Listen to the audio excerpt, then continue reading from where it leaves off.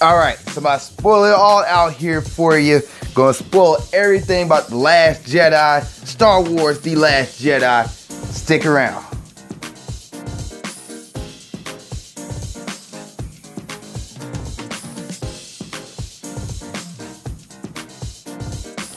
What's up, world? Welcome to Movie Breakdowns, and let's get into it. Get into the spoiler review where I'm about to just talk about parts of the movie that stood out to me. Thoughts, I was like, my thoughts on certain parts of the movie, and things I was like, whoa, okay, hold on, wait a minute, why? So, one thing I talked about in the non-spoiler review was the learning lesson that Poe, had throughout the movie, which he started off being like this guy where all they had to do for the Resistance were trying to escape the planet they was on. So, Star Wars Episode 8 picks up where Episode 7 left off, like immediately after.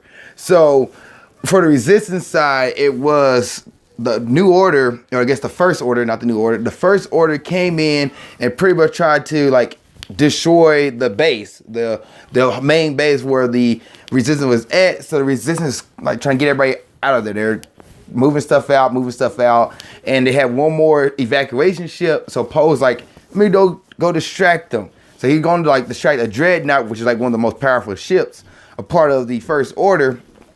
I think I said New Order also on this note. I'm just thinking about this.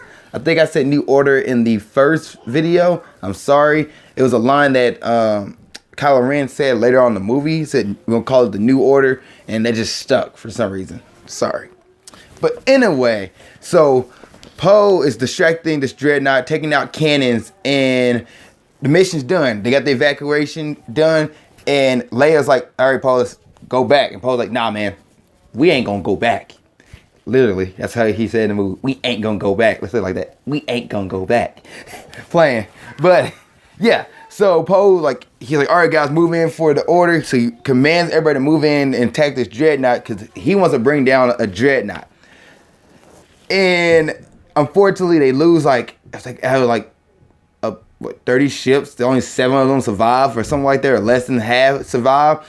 And Leia's like, we pretty much got rid of most of our fighters so we can take down this one ship that does nothing. Why? Why did we do this? And Poe's like, well, we had to just take down Dreadnought. She's like, I want a leader, not heroes. Because we just lost a lot of people. So Poe's learning in this part of the movie, he's learning what it means to be somebody who's not hot-headed, but he doesn't learn it right away. Most movies, they learn that lesson, people learn that lesson right away, where not to be hot-headed and just run straight first into battle, Leroy Jenkins style.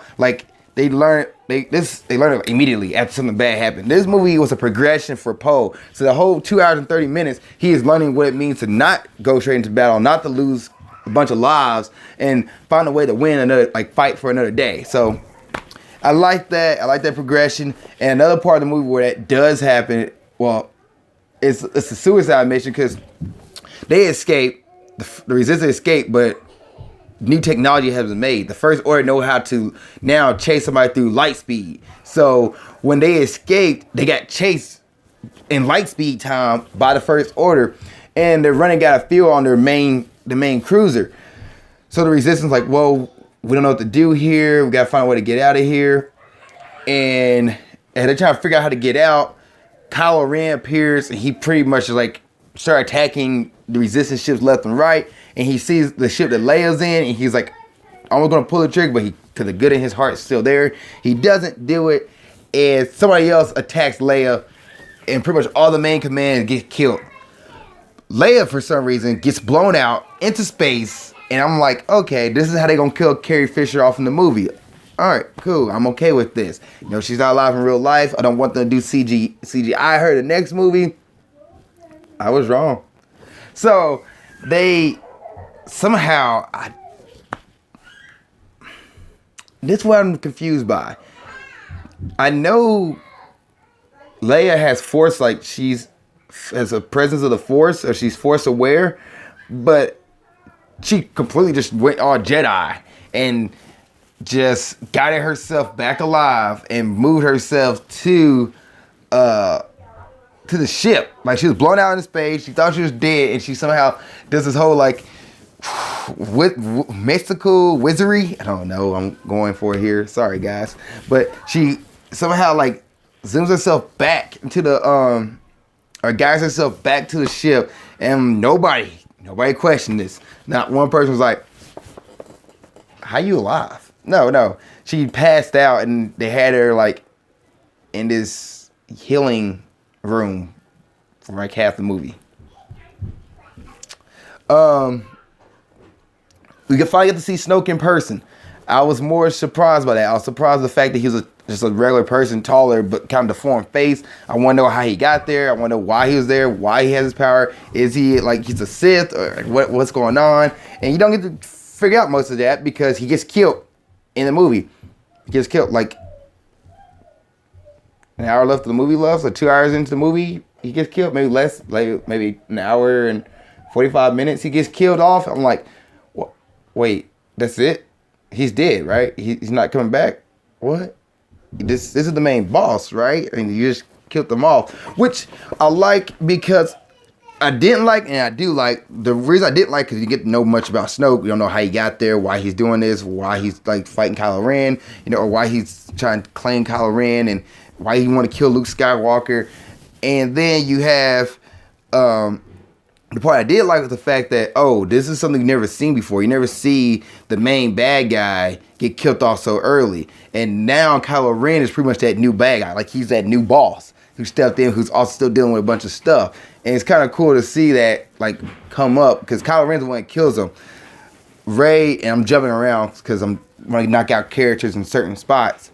But Rey is, like, she trains with Luke Skywalker, where that left off the end of episode 7, picks up right there where Luke is ignoring her and Rey is following him throughout all parts of the movie. For some reason, Luke decided to go milk some alien monster and drink his milk and like says ill.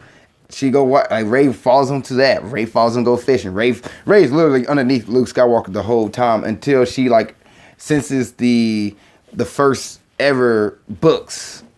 Like the religious books of the Jedi, pretty much. And she goes there, she go look at them, and Luke's like, who are you? Why are you here? What are you about? Kind of deal, stuff like that. And they get into a little bit like learning lessons, mentor, teacher. I'm going to teach you about the Force, everything you need to know. And the Force is not one person, it's not the Jedi. Everybody's around it, everybody has it, stuff like that. And she learns about herself, but then throughout the movie, as she's learning about herself and learning about Luke, she's learning, like, she's connecting with, like, telepathically with Kylo, and they're, like, talking to each other throughout the whole movie, going back and forth, like, with dialogue, and she finally say, all right, I'm gonna go see Kylo, because he hears good in his heart, and literally, Luke is like, this is not how it's gonna happen before. He literally says, like, this is not gonna be like what you think it is. You think that Kylo is like Darth Vader, where he had the good in his heart and go back and save him.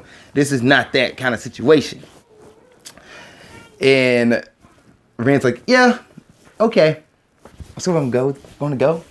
So she pretty much meets up with Kylo Ren, and Kylo turns her into Snoke. Snoke is like, well, you gonna tell me what Luke Skywalker is? Ren's like, I'm not telling you jack squat. I don't like you. You're a bad guy. Da da da da.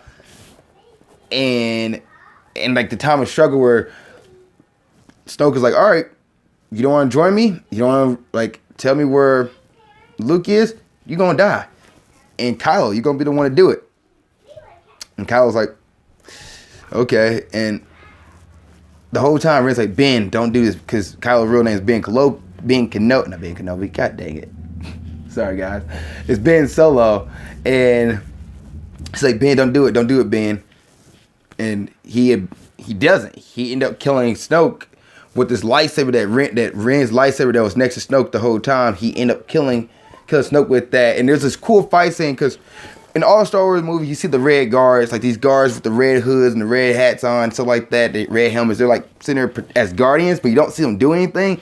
In this movie, when Snoke went down, they started attacking Kylo and Ren, and they had this like back-to-back scene where like they're coming at them and they're getting ready to fight, and it's pretty cool. It's seeing two people like take out a room with like 6 guys. It's pretty awesome. It's an awesome fight. Love the scene, love the scenery with that room and everything, and it was a pretty cool scene. See here. Yeah, just one thing I want to say. It almost made you think, because I have my notes here, it almost made you think it was getting a Return of the Jedi moment with like Kylo Ren going back to the good side. No, you don't get that at all. So I'm glad they didn't do that. I'm glad they didn't do like a rehash. They just like, no, this will be a whole nother Star Wars movie, and we're not gonna see what's happening. And that's one thing I did like about this movie. It was not predictable at all. Like, I thought they were gonna kill off Leia, where she doesn't die at all in this movie.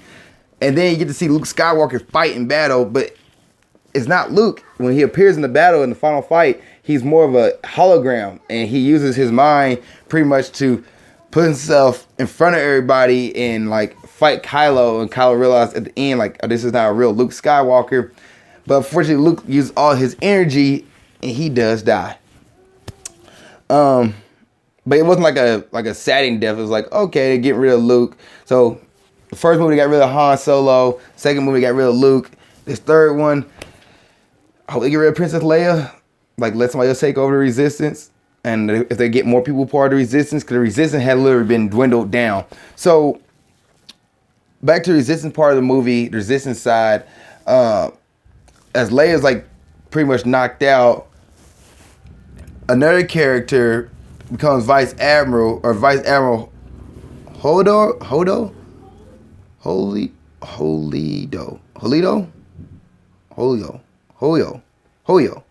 I'm not sure how to pronounce her name, but played by Laura Dern, who plays in Jurassic Park 1, and I think in the third one too. But she pretty much telling like, no, we don't need hot-headed people on this crew. No, but Poes, take your place. So Poes still learning about what it means to be a leader. And at this time, Finn's trying to escape, but Rose runs into him. Rose like, my sister died in the last fight, and you trying to escape? Like, why would you do that? Anyway, they end up talking to each other about how to stop the light speed chase and everything. And they end up working with Poe, and Poe's like, we should blow him up. Like, no, Poe, no more blow things up, man. Calm down. So they go to like pretty much a time mission, or a race against time mission to get to Snoke's ship, which is following everybody, because Snoke is now there. He's like at the battlefield, following everybody to stop like wherever kind of generator they have that allows them to, light speed chase. And through this whole time, Rose and Finn are like learning how to, they're bonding, they're learning about each other, and they're going to this casino like island, or I guess casino world, this planet. I don't even know how to describe it. A city that's on a planet that's nearby, not even nearby, is light speed away, but light years away. They go to this planet to meet this hacker, and this dude can get them onto the ship. And they're there, and like it's all riches, it's all like high dollar, like Vegas kind of environment on Star Wars. It's kind of cool to see. Cool to see the high end version versus like the regular, dive bars you see in all the other Star Wars movies, or the diners, stuff like that. It was kind of cool seeing like a high end area that you don't get to see in most Star Wars movie. And Finn and Rose are kind of like working their way through it, trying to find the guy. They end up escaping, which is cool, chasing to get out the place. It was nice little movie scene there to see. And they run into a guy by the name of DJ. God dang it. Sorry, guys. DJ. And DJ is a hacker who played by, I'm going to mess the dude's name up too. Benicio del Toro. He played the Collector in Guardians of the Galaxy. But DJ, he helps him get onto the ship, and he's like, I don't play his side. He's like, the good guys, the bad guys, is whatever. Like, we both sell to them. Like, dealers sell to them. They both make money off of war. And I was like, oh, that's kind of cool way to show, like, hey, war has its goods and bads and stuff like that. And it's kind of cool seeing that. And about DJ, he gets onto the ship, but he also betrays them. He betrays them, betrayed Finn and Rose. And it's almost like the mission's over. And it's more like a lot of people die in this movie. A lot of deaths and everything. Another escape. So another thing is, it's multiple parts of this movie. That's why I'm like kind of thinking about this. But I'm not trying to explain the whole movie either. But DJ was cool to see him. And he just kind of betrays them. And you get to see Finn, because of this betrayal, you get to see Finn fight, not General Hux, Captain Plasma, who played by Gwendolyn Christie. I hope I said her name right. But she played Brienne Toff in Game of Thrones. She fights Finn in this movie, which is pretty cool to see. So Finn got a little fight scene. It's cool to see his fight scene. And he ended up winning. And it was on a bunch of good, feel-good moments in this movie, too. See, anything in my notes that I also want to bring up. Oh, cameo, Yoda's in this movie. Yoda does come back. And he comes back for the cameo. Just kind of like be that little more extra guidance to Luke Skywalker. So it's cool to see him.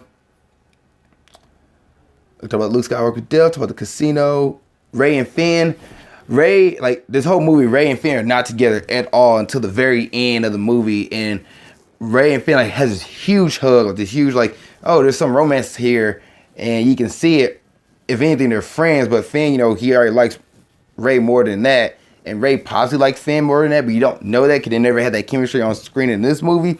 But as Finn's taking care of Rose, who gets injured, saving Finn later on in the movie, like towards the end, Rey kind of looks over and she's kind of like staring at Finn tending to Rose, and she's kind of like wondering, like, you can see like she's not jealous, but like she think like what did she miss? So it was cool to see that. Rose and Finn, Rose actually has a crush on Finn, so it's cool to see like. And it doesn't really show it throughout the movie until the very end where she's like, you say what you love, and she like literally steals a kiss from Finn. And Finn's like, wait a minute, what? So it's cool to see that. So Star Wars still, it's a love story as well. So they still have that love in there. Anything else I want to talk about in this movie that stood out to me? This movie does have funny moments, but it's not as funny as Episode 7. Episode 7 had a little more comedy in it. This one didn't have that much comedy in it. The scene with Rey where she thought she was feeling the Force, and Luke Skywalker's like pretty much touching her with a leaf. Like, where did you feel that? She's like, oh my gosh, this feels great. It's amazing. And then like he slaps her hand away and it's like, come on, that's not what I meant by feeling, reaching out. And she's like, oh. There are times where Rey like blew a hole. She accidentally shot her gun. She thought it was Kylo Ren sitting in front of her. So she shot a gun at Kylo, and like it was nothing there but just the house. And these little people who live on the island that Luke Skywalker lives on, they take care of the island. They like got upset. It's like, why? And you can see like the frustration in their face. It was kind of funny. But other than that, the movie had a little bit funny pieces here, but almost subtle things. Like if you wasn't paying attention, you were not gonna find those things very funny. And I think that's why I want to end this spoiler review in it. I think that's the things that stood out to me that I want to mention and talk about. Other than that, go watch the non-spoiler review to see what I gave the movie, what the grading I gave it. I actually enjoyed this movie. I thought it was a really fun movie to watch. Cool Star Wars movie. Nothing bad with it, nothing wrong with it. Before I go, I do want to mention what I said in the non-spoiler review about how Kylo Ren and Poe. So I believe Poe gonna become the new leader of the Resistance.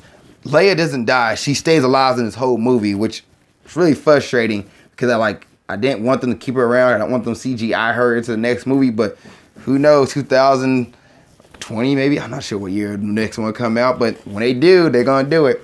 But I think Poe gonna become the new guy, the new leader of the Resistance. He learned at the end of the movie like what it meant to be a leader, because there's going like another suicide mission to fight this giant cannon that's going to like pretty much destroy the Resistance on their last like hope for a hideout. And what happens is Poe's like, all right guys, we're going to run right into this. We're about to die. Let's not lose any more lives. They already lost a few more, and he tells everybody to pull out. The only person that doesn't pull out is Finn. And Finn's like, I'm going to do this. And you think Finn's about to die. Finn's going to get killed. And then Rose comes and saves him. And you're like, oh. I don't know. I just feel like it's not a Star Wars movie if somebody important doesn't die. And nobody really important, I guess Luke Skywalker, but he's old. Like, I was curious to see what's going to happen if, like, one of the main crew passed away. And unfortunately, you don't get to see that.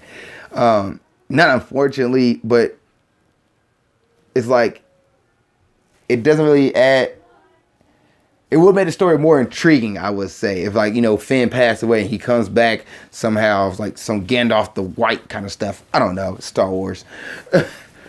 But Kylo Ren takes like he kills Snoke and then he wants to start his own order. He called himself the New Order, and he wants not Finn, but Rey to be a part of it. And Rey's like, no, you're crazy. Let's make the world a better place. But no, we can rise again. You and me, we can conquer it all.